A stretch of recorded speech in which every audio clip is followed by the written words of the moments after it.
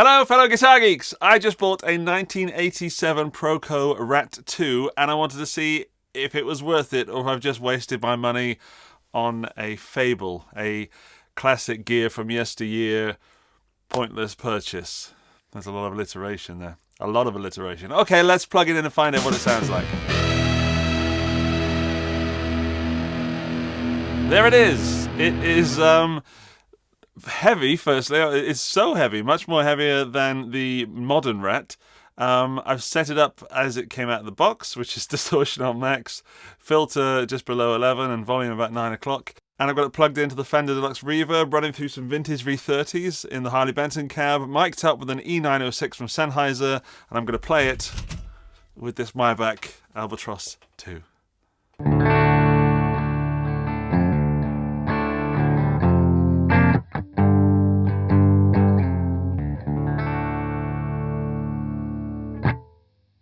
Okay, moment of truth. Let's turn it on.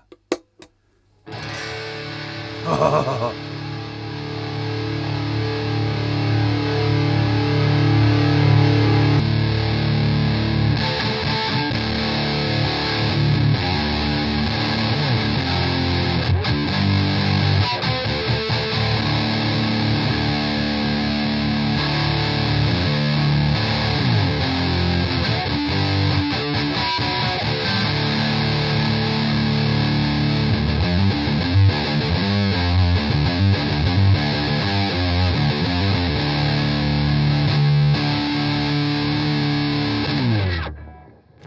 Okay, I don't know if that's any better than another Rat, but that is amazing fun to listen to and play. Let's back off the distortion to around here and see what that kind of sounds like.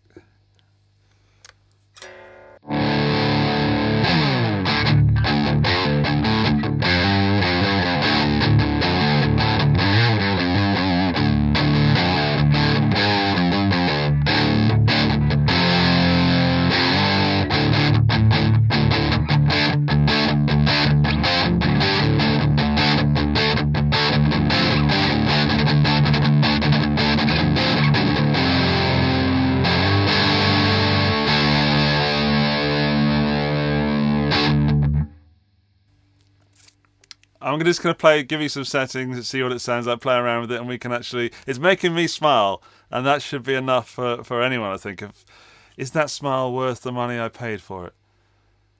I don't know. We'll find out in a minute. I mean, yes, that's the thing with vintage classic pedals and gear generally, is that it gives you this feeling of authenticity. So, yes, a clone, which would cost me about €30, €40, €50, sounds good, but there's something about knowing that I'm playing through something that is revered and respected that makes me feel in my heart, not in my head, in my heart, that it sounds better.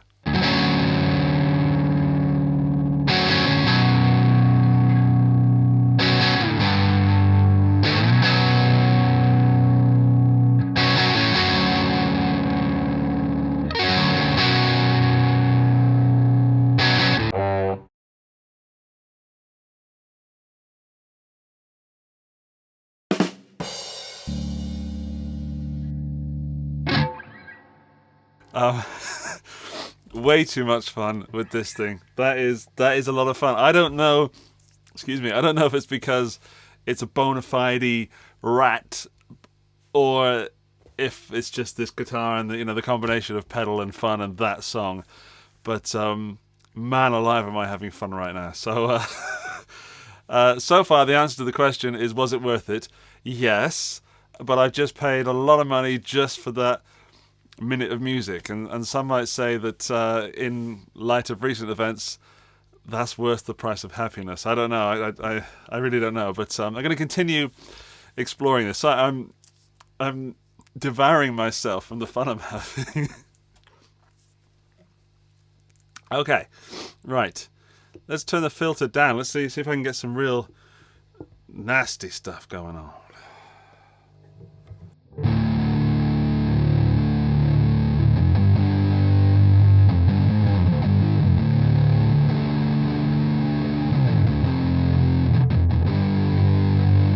bit too filtered.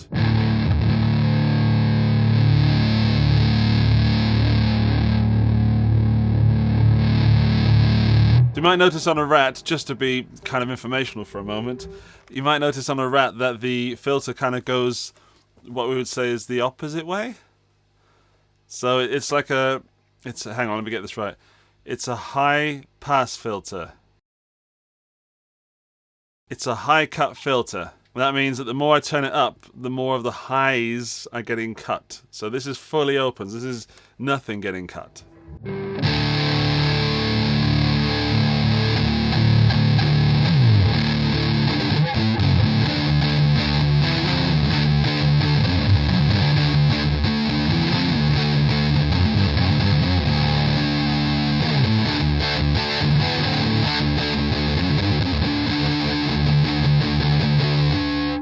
But compressing the heck because of that distortion.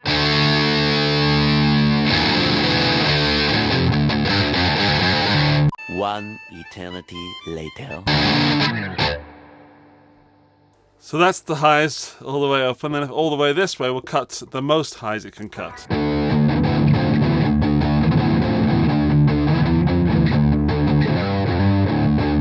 So it sounds much more muffled because it's not letting those high frequencies through, but there is a sweet spot, I guess. I mean, I quite like it wide open.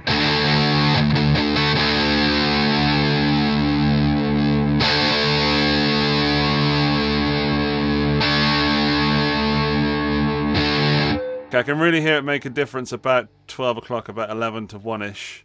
11 to 1-ish. That's lunchtime here in Austria. It's just so much fun for me to play.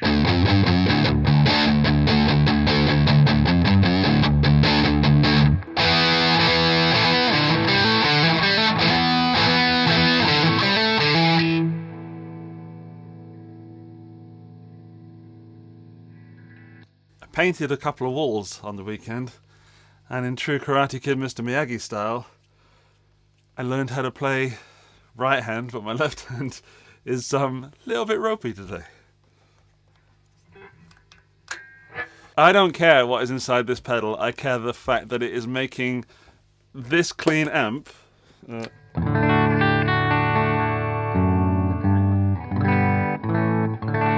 sound like this. Because that is going to cut through, that's going to boost those areas that you need to be boosted in order to, when playing in a rock band, absolutely kick through without volume. And that's something I struggled with for years using a Big Muff. And I should have been using a Rat and a Big Muff. Immense fun. Let's try it some low gain on the Rat.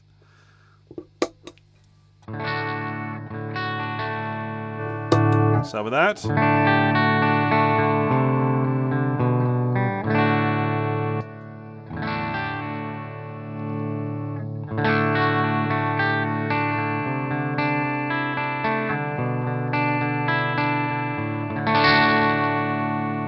was adding a bit of hair there, quite a lot of hair.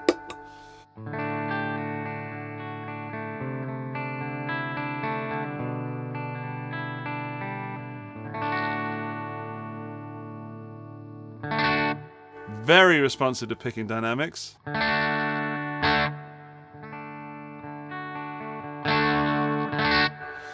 back that off a bit.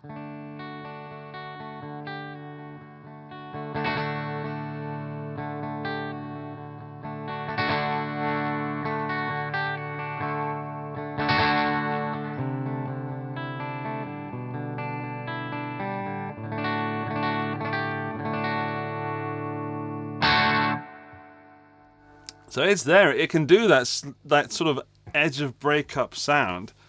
Maybe if I open this all the way up and let's see what that sounds like.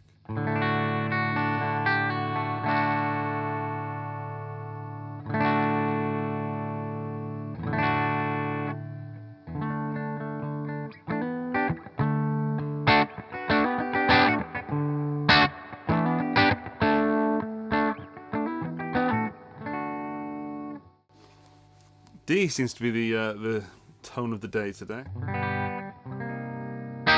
Let's see if it blueses.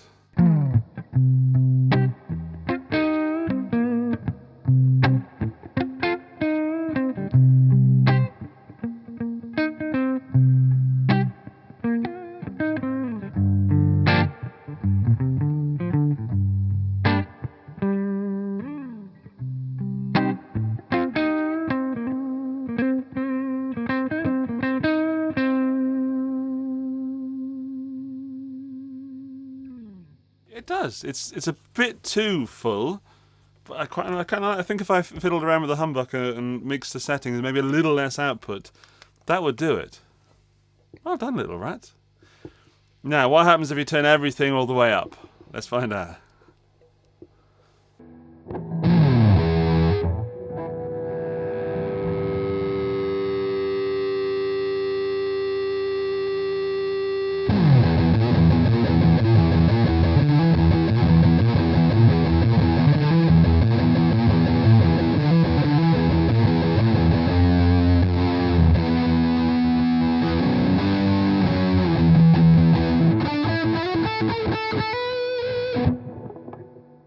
Okay, I haven't really gone up the dusty end yet, so let's do something up there. I think that might be where full on, full up mode might be fun.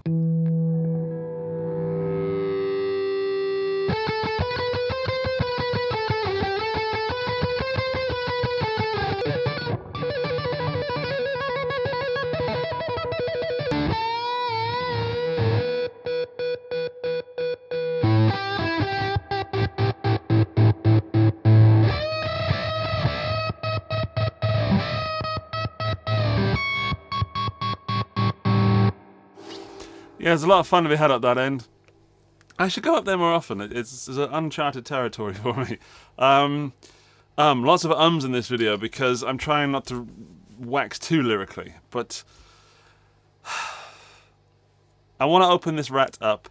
I want to compare it to other rats. I've got a whole bunch of rats. A rat pack, if you may. Thanks, G. And I'm going to come back at another point and play some more rats. There's some new rat pedals coming out and some old rat pedals that are in my collection, so it's about time that I plug them all in and find out which is the most ratty of the rats. But as a benchmark, that is Rat. End of the video, and it's no guess what I want you to write for End of the Video Club to prove that you are a member of this prestigious elite of making it all the way to the end of the video. When you are leaving your comments down below, please include the phrase, "That is Rat." That lets me know that you made it to the end of the video, and it gives us all a giggle and feel some togetherness in this wide, wide world. So, thanks for watching. Thanks to my friend G-R-A-A-L-D, Gray, of the Ald, for sending me this pedal, which quite honestly I haven't paid him for yet. But after making this video, he's only going to have to wait a few more weeks, and then, you know, the money's good as gone. But yeah, there's more videos on screen just here if you want to see some more from me. If you want to see some more Rat in the future, then subscribe, and I'll be back with plenty more Rat. So much more Rat that you can throw a stick at. A rat stick. Alright, bye!